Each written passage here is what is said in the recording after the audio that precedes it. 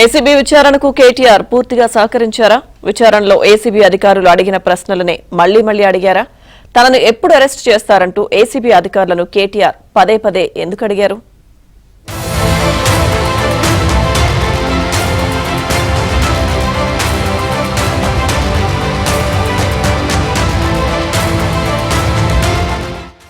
Formula ఈ race వ్యవహారంలో తనపై నమోదైన కేసులో బీఆర్ఎస్ కార్యనిర్వాహక అధ్యక్షుడు కేటీఆర్ ఏసీబీ ఎదుట విచారణకు హాజరయ్యారు.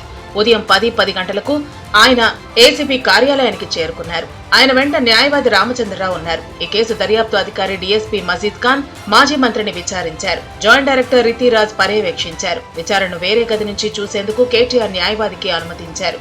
ఫార్ములా ఈ రేసు నిర్వహణకు ఐఏఎస్ అధికారి అరవింద్ కుమార్ ఇచ్చిన స్టేట్మెంట్, రికార్డు చేసిన అంశాల ఆధారంగా కేటీఆర్ ను ఏసీబీ అధికారులు ప్రశ్నించారు.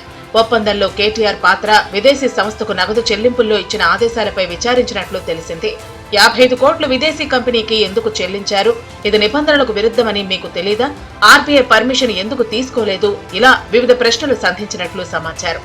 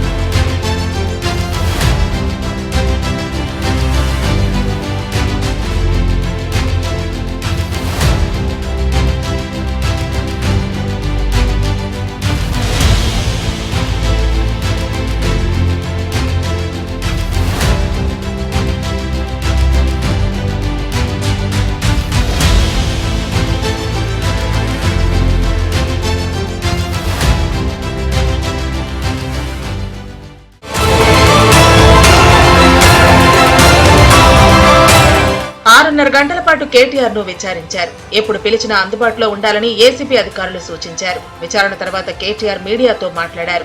విచారణకు పూర్తి స్థాయిలో సహకరించాలని ఆయన చెప్పారు. ఎన్నిసార్లు పిలిచినా వస్తా అని కేటీఆర్ చెప్పారు. రేవంత్ ఇచ్చిన ప్రశ్నలనే అధికారులు అటు ఇటు మార్చి విచారించారన్నారు.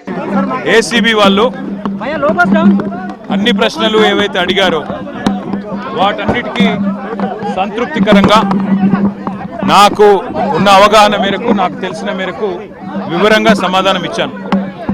వారికి పూర్తి స్థాయిలో విచారణకు సహకరించాను.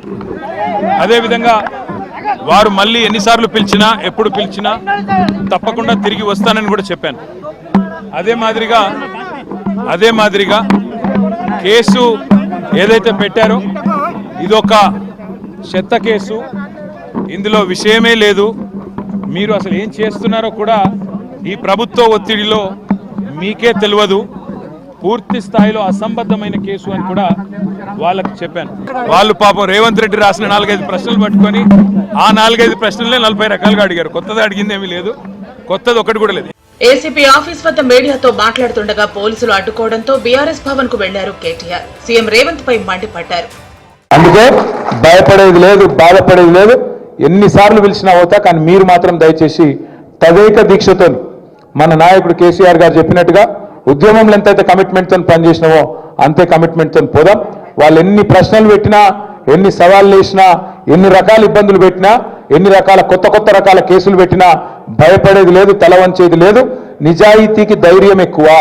వాడు ఎవరు ఏమనుకున్నా సరే ఇది లొట్టపీస్ కేసే, వీడు ఒక లొట్టపీస్ ముఖ్యమంత్రి, బరాబర్ కొట్లాడదాం, గట్టిగా ముందుకోదాం. ఖచ్చితంగా ప్రతి సమస్యను 6 గ్యారంటీలు, 420 హామీలు ఏ ఒక్కటి ఇడిచిపెట్టకుండా మాట్లాడతాం. నువ్వు ఇటువంటి కేసులు 100 పెట్టుకో, వదిలిపెట్టమని చెప్పిన. మీరు కూడా దయచేసి నేను కోరేది అంటే రేపటి నుంచి మళ్ళీ శరామామూలుగా యథావిధిగా మన పని మనం పోదాం. తప్పకుండా ఎక్కడో అక్కడ ప్రజాక్షేత్రంలో ప్రజా సమస్యలు ప్రస్తావిస్తూ ముందుకు పోదాం. మరోవైపు ఇదే కేసులో కేటీఆర్ కు సుప్రీంకోర్టులో చుక్కెదురైంది.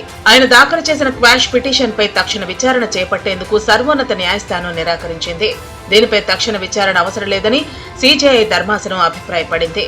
జనవరి 15న క్వాష్ పిటిషన్ పై విచారణ జరుపుతామని వెల్లడించింది.